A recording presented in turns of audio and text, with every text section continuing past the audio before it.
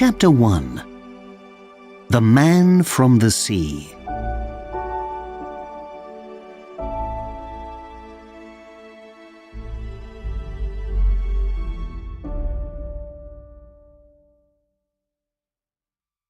The boat, the boat. Where is it? I must find the boat. I'm cold, so cold. Oh, Lida, where are you? How can I find you? I must find you. So cold, so cold. I must get back on the boat. Oh, Lida, Lida, Lida. Mummy, look at that man. What man? That man there, by the sea. Look, his clothes are all wet. Well, perhaps he went into the sea for a swim. But he's wearing a shirt and trousers and shoes, Mum.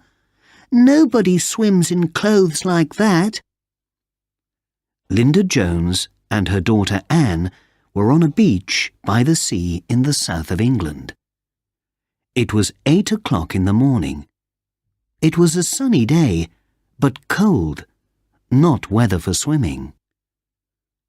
Linda Jones looked at the man. Her daughter was right. The man's clothes were not clothes for swimming in. They weren't even summer clothes.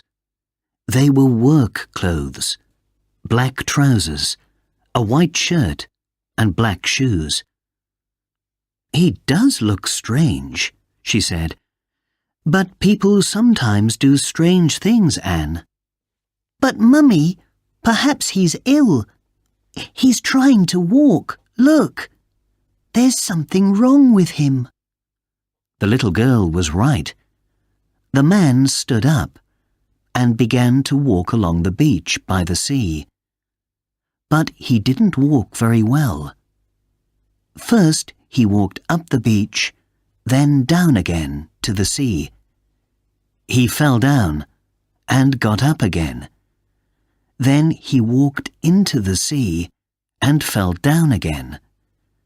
This time he didn't get up. He stayed there, lying in the sea. "You're right, Anne," Linda said. "There's something wrong with that man. You stay here. I'm going to look at him." She walked down the beach to the sea. The man didn't get up. He stayed lying in the water. Linda stood by the sea and looked at him. He was a tall young man, about 25 years old, with long dark hair. His clothes were wet, and he looked cold. His face was very white, but there was a dark red mark over his left eye. "Hello, are you all right?" Linda asked. The man looked at her, but didn't say anything. Linda tried again. "You look cold," she said. "Do you need help?" The man didn't speak. He tried to get up, but he fell down again in the water. "Oh dear," she said. "You do need help, don't you?" She took off her shoes and walked into the sea. She took the man's arm. "Come on," she said. "Try to stand up." She tried to help him up with one hand, and then two. But it was not easy. He was bigger than her, and she nearly fell into the sea beside him.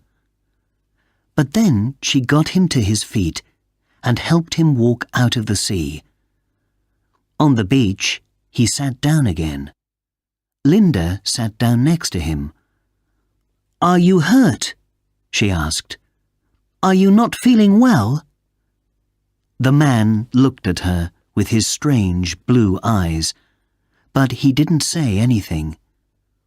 "What's your name?" Linda said. The man didn't answer. He turned his face away and looked at the sea. Linda looked at the mark over his eye. "Oh dear," she said. "I think you need to go to hospital." She took out her phone and called for an ambulance. 20 minutes later, an ambulance arrived, and 2 ambulance men ran down the beach to the man. They looked into his eyes, felt his hands, and asked questions. "What's your name, sir?" they said. No answer. "How did you hurt your head?" they asked. "Can you move your legs?" No answer. One of the ambulance men turned to Linda Jones. "Do you know this man?"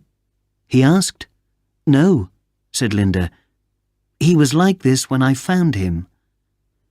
Suddenly the man stood up and tried to walk away, back into the sea.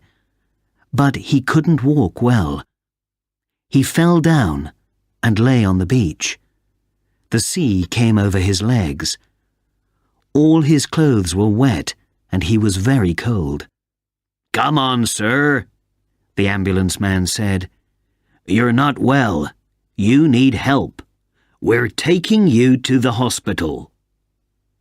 The 2 ambulance men helped him up and carried him into the ambulance. At the hospital, 2 nurses took off the man's wet clothes and put him in a warm bed. A young doctor came to look at him. He saw the mark on the man's face and his cold white hands. "What happened to you?" the doctor asked. "How did you hurt your head?" The man closed his eyes and did not answer. "Who is he?" the doctor asked the nurses. "We don't know. He didn't speak to the ambulance men," a nurse said. "I asked his name, but he didn't say anything. I think he's in shock. Let's have another look at his head." The doctor moved his fingers carefully over the man's head. "Ah," he said, "there's another injury. Here, under the hair, see? Something hit him very hard here." The doctor felt the man's cold hands and feet. "How long was he in the sea, do you know?" "We don't know, doctor. We don't know anything about him, because he's not speaking." "Well, that can wait. First, we must get him warm. He's too cold. Give him lots of warm drinks and check him every hour. Let him sleep, but keep him warm all the time. Tomorrow morning, he must have a scan for that head injury." Chapter 2. The Man with No Name. Where am I? All these lights. So many people. White coats. Talking. I don't want to hear them. I don't understand their words. I must find Lida. I must help her. How can I find her? I cannot live without her. My Lida, my songbird. The hospital day starts very early. At 7 o'clock, the nurses took the man downstairs for his scan. By 9 o'clock, he was back in bed on the ward, and a different doctor came to see him. "Well, good news, young man," the doctor said. "Your head injury is not very bad. You're going to be fine. How are you feeling now?" The man did not answer. He sat up in bed and looked at the doctor, and then at the nurse. Then he turned his face away and stared out of the window. Said the doctor. He took out a pen and slowly moved it from side to side in front of the man's face. The man's eyes did not move. "Shock," said the doctor. "Shock can do this to the brain sometimes. and then it can forget how to speak. He turned to the nurse. Is he saying anything to you? No, not a word, the nurse said. Is he eating and drinking all right? Yes, no problems there, said the nurse. Well, call me when the police arrive. Somebody's coming at midday to ask questions. Why? Said the nurse. The poor man is ill. He's a man with no name, no papers, nothing. Where did he come from? The police want to know. When the policeman arrived, the nurse took him to her patient. Please be gentle, she said. He has a head injury, and we think he's still in shock after his accident. Good afternoon, sir, the policeman said to the man in the bed. I need to ask you some questions, please. What's your name, and where are you from? The policeman held his pen, ready to write down the answers. But there were no answers. He tried again. Why were you on the beach yesterday? Why were your clothes wet? Did you fall off a boat? No answer. The man closed his eyes and turned his face to the wall. How did you hurt your head? Did somebody hit you? No answer. The policeman spoke more loudly. Come on now, what's your name? The nurse and the doctor then arrived. What are you doing? Said the nurse. There's no need to shout. He can hear very well. But he's not answering my questions, the policeman said. Who he is? Where does he come from? We don't know, said the doctor. Can't the questions wait for a day or two? Let him rest now. They moved away from the patient's bed. I need a name, the policeman said. I can put a name through the police computer. Where does he come from? Is he an illegal immigrant? Did he fall off a boat full of illegal immigrants? We need to know these things. Without a name, I can't do anything. Is he even English? Was there nothing in the pockets of his clothes? Where are his clothes? Said the doctor. I can find them, I think, the nurse said. She went away and came back a few minutes later with the man's clothes. They were white with salt from the seawater. There was nothing in the pockets, no papers, nothing with a name on. What about the labels in the clothes? The policeman said. They can sometimes tell you something. The nurse found a label in the back of the shirt. Look, she said. That's not English, the doctor said. Can you read it, nurse? No, the nurse said. It looks like some Eastern European language. Russian, perhaps? Maybe, the policeman said. So perhaps your patient isn't English. He can't answer the questions because he doesn't understand them. Said the doctor.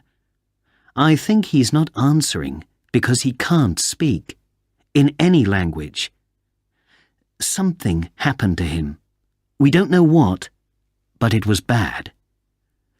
I can bring a police interpreter tomorrow, said the policeman. He can try a few languages on him. And now I must go and ask a lot of questions about boats and ships near here yesterday. Perhaps he fell off a boat and somebody is looking for him.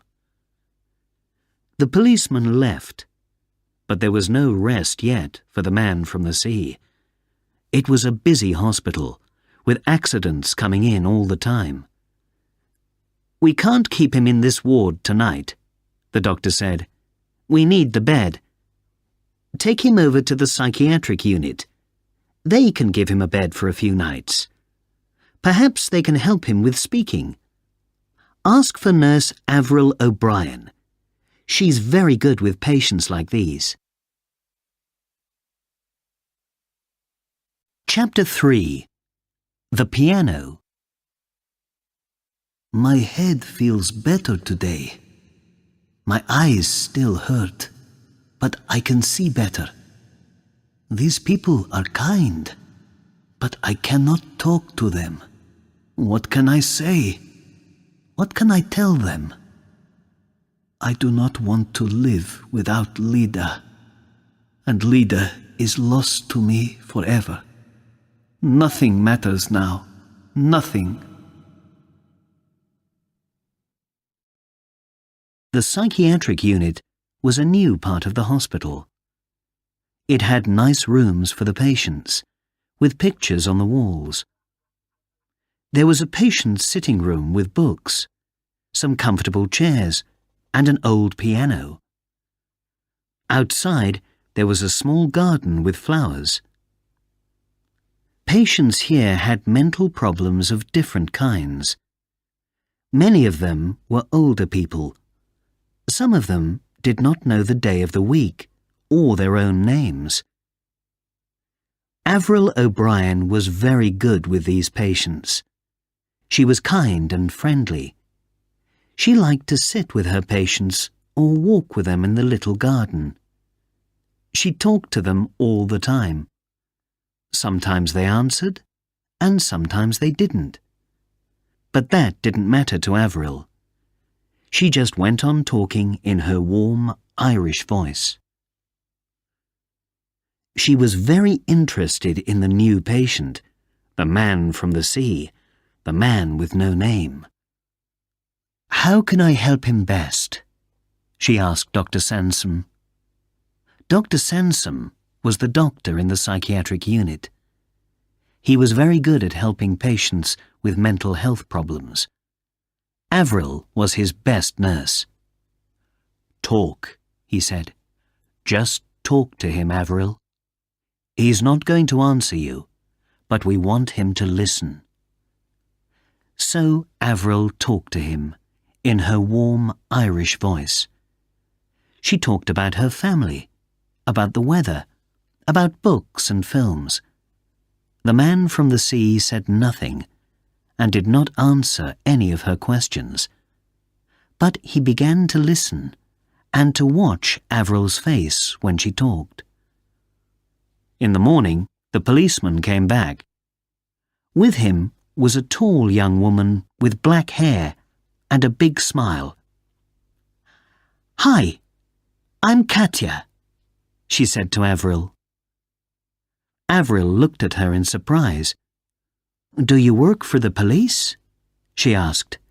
"You don't look like police." Katya laughed. "No," she said. "I'm an interpreter of Eastern European languages. I work for myself." "Our usual man is on holiday," said the policeman. "He's always on holiday when you need him. Katya helps us when that happens." Avril took them into her patient's room. He lay on his bed and watched them. But when Katya began to speak, he closed his eyes and turned his face to the wall. Katya spoke for 3 or 4 minutes in different languages, but the man did not move or open his eyes. Katya stopped and looked at the policeman. "I'm sorry, Ben," she said. "I tried Polish, Ukrainian, Russian and Serbian. He just doesn't want to talk." "But did he understand any of those languages?" "I don't know. How can you tell?" said Katya. "He's just lying on the bed with his eyes closed." "What about that shirt label?" said the policeman. He turned to Avril. "Have you got his shirt?" Avril found the shirt and showed it to Katya. "Yes, this is a Russian name on the label," she said. "So he's Russian then?" the policeman said happily. "Maybe," said Katya, "but you can find these shirts in Poland, in Latvia, in London even. This label is a famous shirt maker in St. Petersburg." "Well, that's no help," said the policeman. "Oh dear, this is getting very difficult. He must tell us his name. I'm going to talk to him in English again." "No, you're not," said Avril. "This is my patient, and he is not a well man. He needs to rest, to be quiet. You must leave now." She opened the door, and they all left the room. Avril closed the door quietly behind her. Outside the room, the policeman turned to Avril. "So, what do we do now, nurse?" he asked. "Wait," said Avril. "Okay. But call me when he starts talking, right?" "Of course," said Avril. She smiled at Katya, and Katya gave her a big smile back. Later in the day, Avril went into her patient's room and sat down next to him on the bed. She had a pen and some paper in her hands. "Listen," she said. "You can't talk to me, I know that. But maybe you can write or draw something, can you? Look, like this." She drew a picture on the paper and wrote something next to it. "See that?" she said. "That's a picture of me. Can't you see? And there is my name beside it, Avril O'Brien. See?" She laughed. "It's not a very good picture, I know, but you can see it's me, can't you?" She gave him the paper and pen. "Now you. Draw a picture of yourself and write your name beside it." Then she sat quietly and watched. The man took the pen and paper from her, but for a long time he sat very still and did nothing. Avril watched him with a friendly smile on her face. "Go on," she said kindly. "You can do it. It's paper. It can't hurt you. Draw a picture. Do it for me." The man looked at the paper again. Then he started to draw. His hand moved quickly across the paper. Avril sat still and watched him.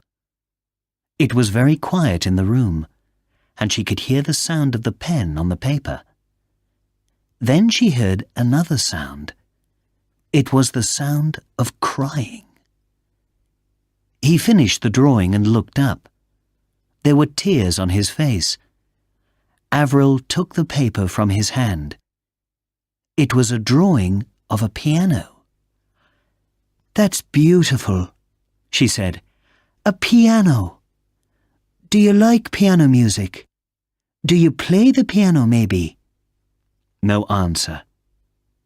The man stared down at his hands. He did not look at Avril. Avril laughed.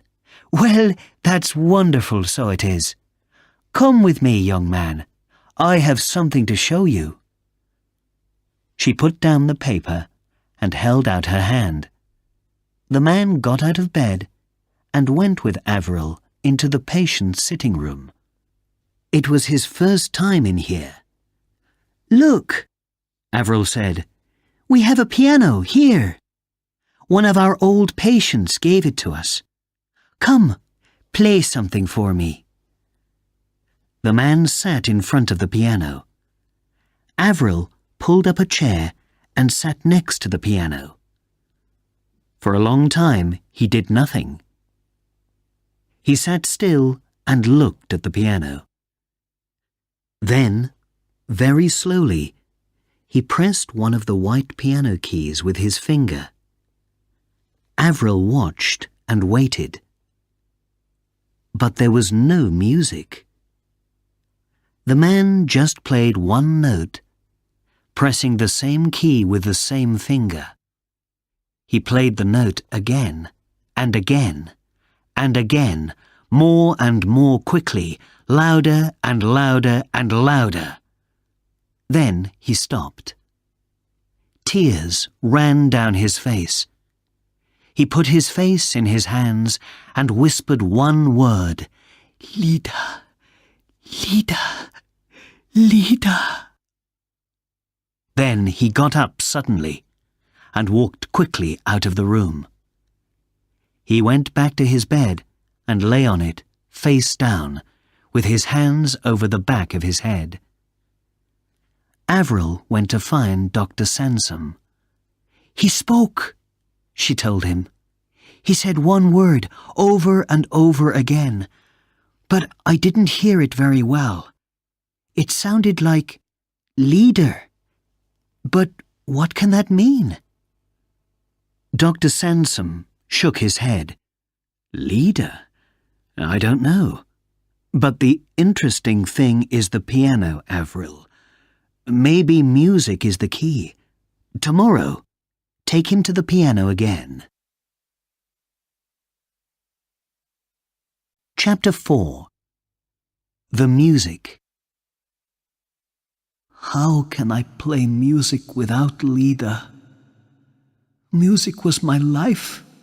Now it is my death. The sound of one note on the piano goes through me like a knife. Oh, why did I swim to land? Why didn't the sea take me down, down, down, to sleep the long sleep? The next morning, Avril took her patient into the sitting room. He sat at the piano, but he did not touch the keys. His face was closed. His eyes saw nothing. "You're a long way away, Mr. Piano Man," Avril said to him, smiling. "Where are you now? Are you thinking about your home? About your family?" No answer. Avril took some photographs out of her bag. "Would you like to see some photos of my family, Mr. Piano Man?" she said. "Look, here's my husband, Jerry. I told you about him yesterday. And this is my son, Ryan. He's 16 now. He's a big boy, taller than me. He loves playing football. And this is my daughter, Mary. She's 14. She loves music. She listens to it all the time." One by one, she gave the photos to the piano man. He looked at them, and then gave them back to her. "Oh, here is one to show you. This is Mary when she was little. About 8, I think. She's having a piano lesson, but she stopped lessons after 2 years. So sad. I love listening to piano music." The piano man held the photo of Mary and looked at it for a long minute. His face did not change, but suddenly he put the photo down, turned round to the piano, and began to play. It was a happy piece of music, light and easy. Avril laughed. "Oh, how wonderful! I know that. My Mary played that piece. Well, she didn't really play it, but she tried to learn it. You play it so well." The piano man stopped playing. Avril watched him. "Can you play some more music for us?" she asked. She looked round the sitting room. There was another patient, sitting at the back of the room. This was Doris, a very old lady. Sometimes Doris remembered things, sometimes she didn't. "I think Doris is enjoying your music," Avril said. The piano man looked round. Doris nodded and smiled at him. The piano man turned back to the piano and began to play. This was a very different piece of music, fast and exciting, full of colour and life. The piano man's eyes were closed. His body moved to the music, and his fingers danced over the keys. Avril watched his hands. "You're a musician, aren't you?" she said. "A pianist." All that day, the piano man was in and out of the sitting room. Sometimes he just sat at the piano. Sometimes he played fast, exciting music, slow, sad music. Then he went back to his room and lay on his bed, with his hands over his head. Then back to the piano again. Dr. Sansom came to listen to him. "You're right, Avril," he said. "He's a wonderful musician. The music is talking through him. There's a change coming. Leave him alone and wait."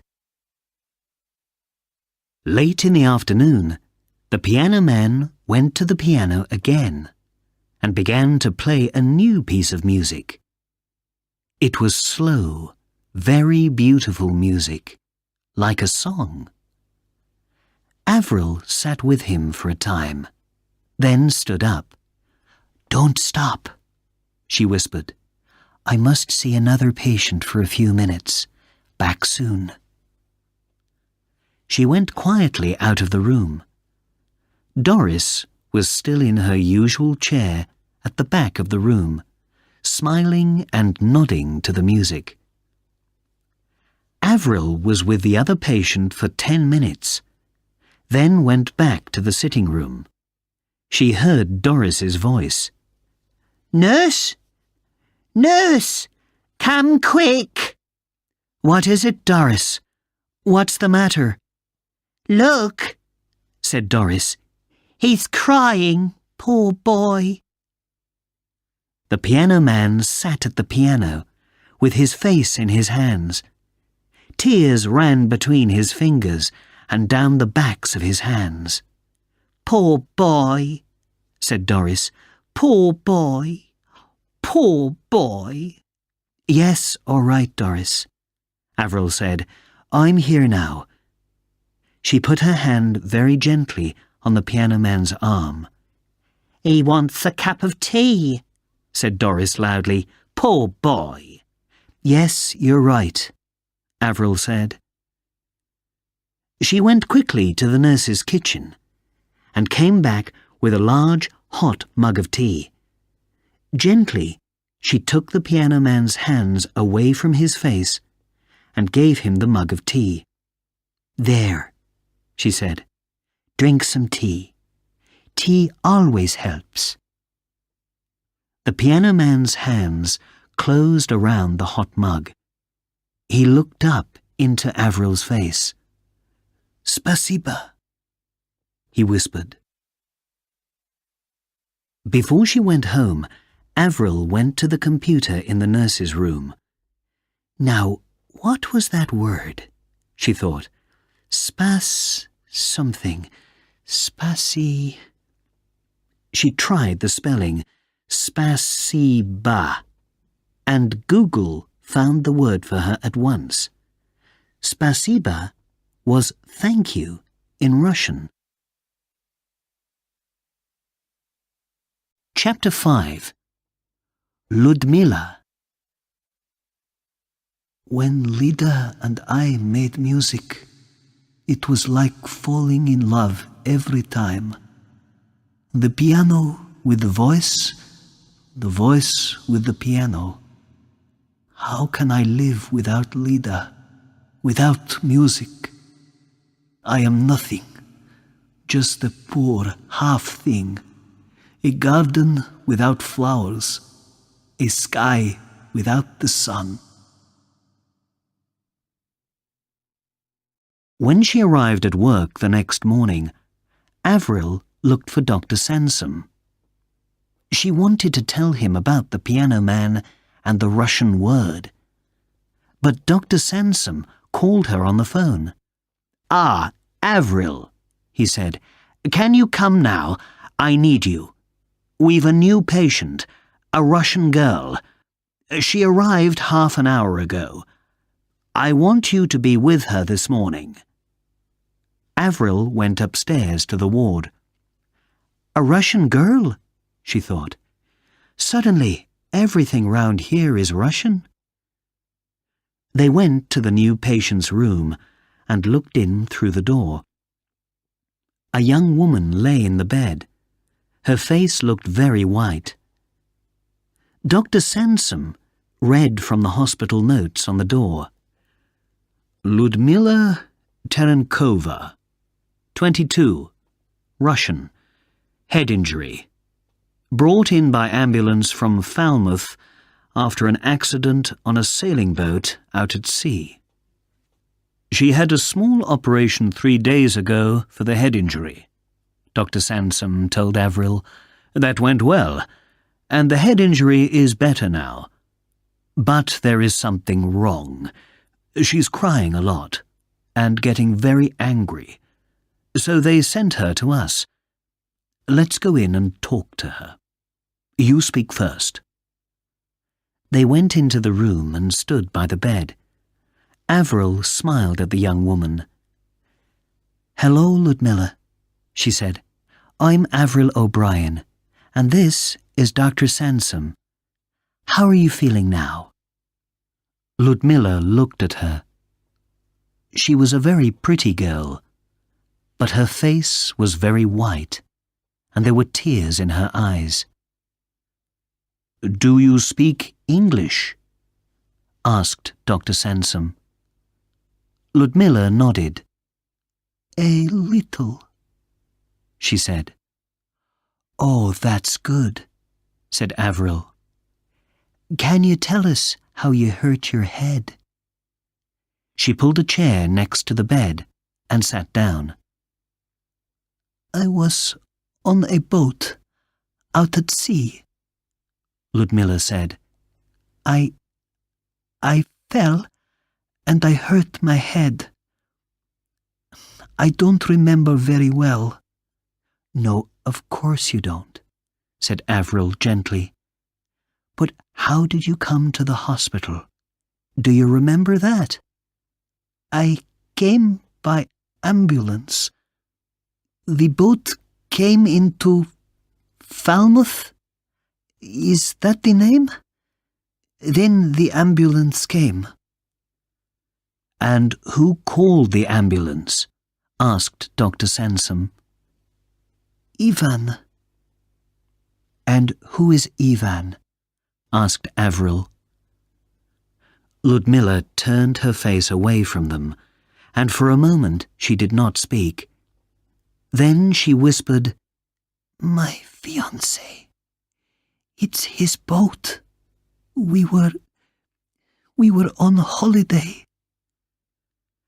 Avril and Dr. Sansom waited, but Ludmilla did not look at them or say anything. "Is Ivan here now?" Avril said. She smiled and looked round the room. "Did he come with you to the hospital?" The tears in Ludmilla's eyes began to run down her face. She laughed angrily. "No, he went back to the boat. He's going back to St. Petersburg, he said." Suddenly, she sat up in bed. "Please," she said to Avril, "please, I must talk to my father. He's in St. Petersburg now. Please, get my mobile phone from my bag.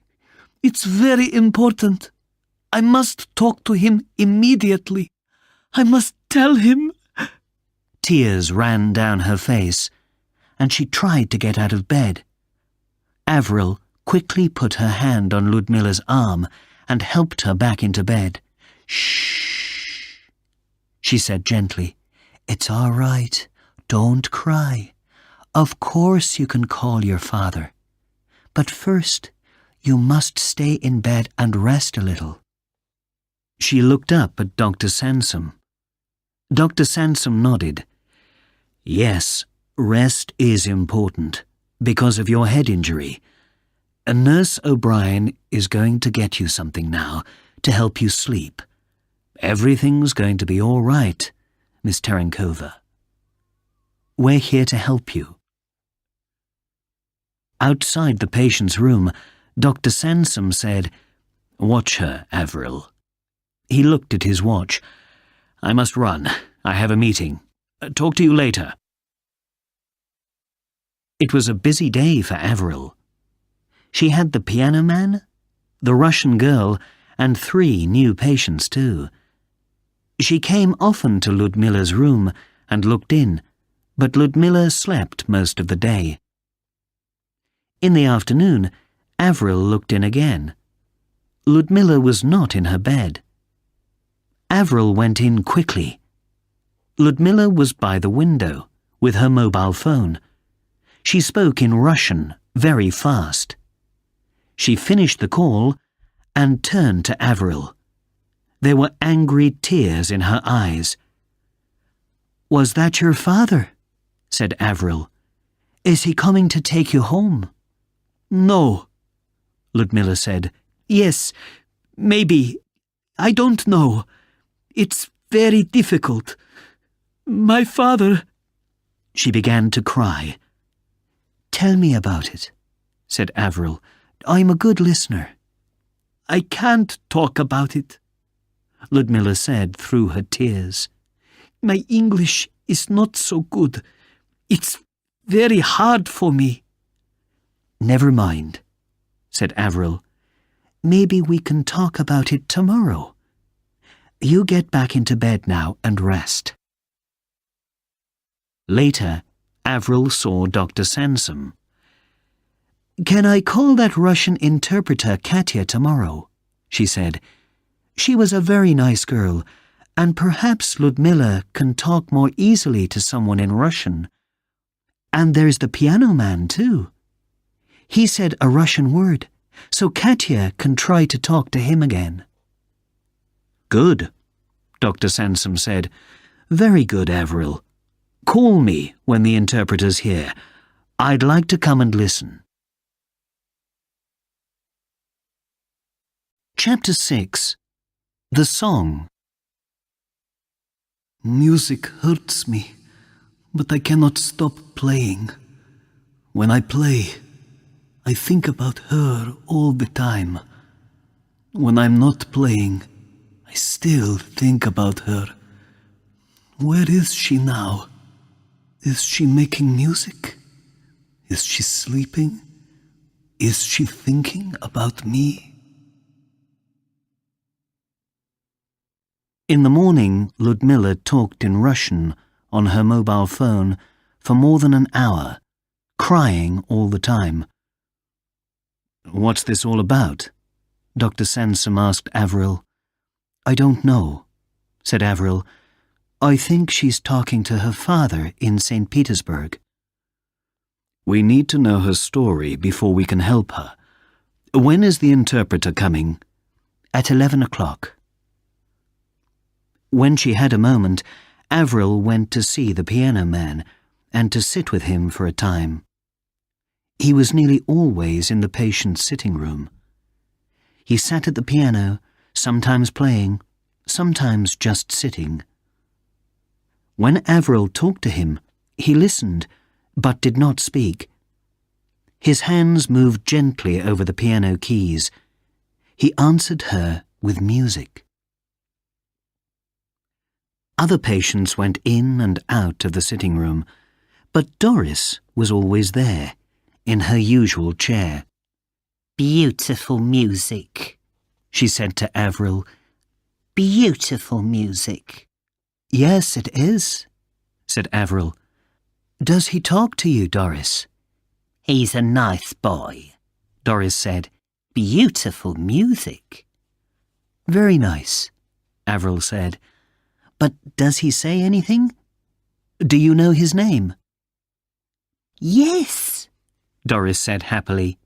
"He's the piano man. He plays music. Beautiful music." Avril went away, back to her other patients. In Ludmila's room, it was quiet. Ludmila lay on her bed. and stared out of the window at the sky. Avril brought her a hot mug of tea. "Would you like some tea?" she said in her warm Irish voice. "Thirsty work, all that talking." Ludmilla sat up and took the tea. "Thank you." "Did you talk to your father in St. Petersburg?" Avril asked. Behind her, the door of the room was open, and sounds from the hospital came in. Suddenly, Ludmilla turned her head, and some of the hot tea went over the bed. "Hey, be careful," said Avril. But Ludmilla did not hear her. She sat very still. "What's that?" she whispered. "What's what?" Avril asked. That music," Ludmilla said. "Where's it coming from?" "It's a patient. He's playing the piano in the sitting room," Avril said. "I think he's—" "Shh! Listen," Ludmilla whispered. She put her hand on Avril's arm. "Listen." A second later, she was out of the bed and running. She ran out of her room, past the other rooms, and along to the patient's sitting room at the end. Avril ran after her. "Wait!" she called. At the sitting room door, Ludmilla stopped. She saw the piano man at the piano, and her face turned white. She stood and stared. The piano man heard something and turned round. He stopped playing and stared at the girl by the door. For a long, long minute, nobody moved. Nobody spoke. Every sound in the hospital stopped. Then, very slowly, the piano man turned back to the piano and began to play. He played a slow, beautiful piece of music. For a second or two, Ludmilla did not move or speak. Then she put her head back, closed her eyes, and began to sing. The song was very sad and very beautiful. Avril did not understand the words because they were in Russian, but tears came into her eyes. The piano man played, and Ludmilla sang. Then, at the end of the song, she walked across the room to him. The piano man stood up and watched her. She came and stood in front of him, and very slowly, very gently, she held out her hand to him. "Mikhail?" she whispered. "Lida, Lida, Lida," said the piano man. "Oh, Lida." Then he put his arms around her and held her for a long time. Chapter 7.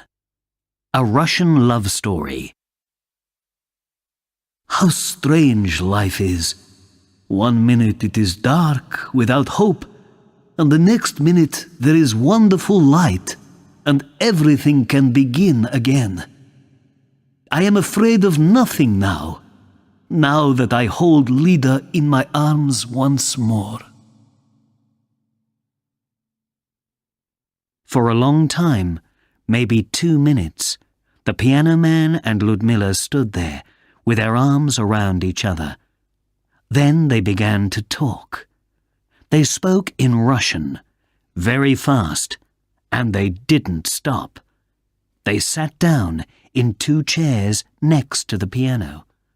They held hands, they talked and laughed and cried all at the same time. "Well, what do you know?" Avril said. She turned to Doris. "So when he said that word at the piano, it wasn't the word leader. It was the name of a girl. Lida." Doris sat in her usual chair and smiled and nodded. "Happy people," she said. happy people. So they are, said Avril. She went to find Dr. Sansom and came back to the sitting room with him and Katya, the interpreter. This is very exciting, said Dr. Sansom. Do we know the story yet? Katya stared at Ludmilla. I think I know her, she said. She's a singer. Ludmilla Terenkova. She's beginning to get famous in Russia, and she's on YouTube a lot. She sings beautiful love songs. Katya, can you talk to them now? Said Avril. There's no problem with talking today. Of course, said Katya. She pulled up a chair and sat down next to Ludmilla and the piano man. They talked in Russian for 10 minutes. So, said Katya. She turned to Avril and Dr. Sansom. It is a love story, she said, with 3 people. Ludmilla met a young man, Ivan, and when he asked her to marry him, she said yes. But she didn't really love him. Why did she say yes then? Avril asked. I was young, said Ludmilla.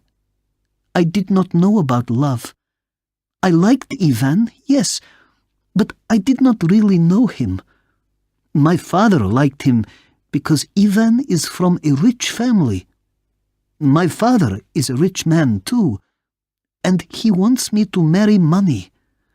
Money is more important than love, he says. The piano man said something to Ludmilla in Russian, and she laughed. So, why were you on Ivan's boat? Avril asked. For a holiday, Ludmilla said. I didn't want to go, because when Mikhail and I began to work together, everything changed. She smiled. Now, I know everything about love. She held the piano man's hand and said something to him in Russian. Ivan has an expensive boat, Katya explained. He likes expensive things, and he likes to have a beautiful young singer for his fiancée. But he is not a nice man, and Ludmilla knows that now. She is afraid of him. She is afraid of her father, too. Mikhail, you see, is from a very poor family. And Ludmilla's father is not going to like that. So, these 2 young people, very much in love, just wait for an answer to their problem. So how did Mikhail arrive on the beach? Asked Avril. Mikhail is a very good pianist, said Katya, and a very good accompanist for Ludmilla. He plays the piano when she sings. Ludmilla wanted to learn some new songs, so she took Mikhail with her on Ivan's boat. It's a very big boat then, is it? Avril asked. It has a piano on it? Oh, yes. These are very rich people. I see. But what did Ivan think about that? Avril looked at Ludmilla and Mikhail holding hands. I am a singer, Ludmilla said, and of course I need my accompanist to help me learn new songs. So Mikhail comes with me, everywhere, of course. So what happened? Avril asked. This happened, said Ludmilla. She turned to Mikhail, put her arms around him, and gave him a long, loving kiss. Then she looked at Avril again. We were at the back of the boat, but Ivan saw us. He was angry, very, very angry. He hit Mikhail on the head with a bottle, and Mikhail fell into the sea. Ludmilla stopped. There were tears in her eyes. Mikhail put his arm around her. It was so terrible, Ludmilla said. Ivan did not stop the boat. He did not look for Mikhail. He did nothing. It was night, and I could not see Mikhail in the sea. I called and called, but there was no answer. Tears ran down Ludmila's face. Ivan said, "Too bad. It was an accident." And I told him, "No, you are a murderer." Then he hit me. He hit me on the head. And after that, I knew nothing. When I opened my eyes again, I was in Falmouth. Ivan carried me off the boat and told a story about an accident at sea. Blah, blah, blah. Then he ran away, back to his boat, back to Russia. I never want to see him again. Mikhail put his hand on Ludmila's hair and looked into her eyes. He tried to kill you, Ludmila. So I kill him with these. He held up his hands. I kill him with my 2 hands. Ludmila quickly took Mikhail's hands in hers. No, Mikhail, no, no, no. We must forget Ivan now. That is finished, done, behind us. Now it is just us, you and me, Mikhail. Well, said Avril, what a story. But now you're all right? She looked at Mikhail and smiled. Mr. Piano Man, are you well now? Mikhail smiled back. Yes, he said. My English is not good, but yes, I am well. Without Ludmila, I cannot live. I want to die, so I do not speak. I have nothing to say. But now... He smiled at Ludmila.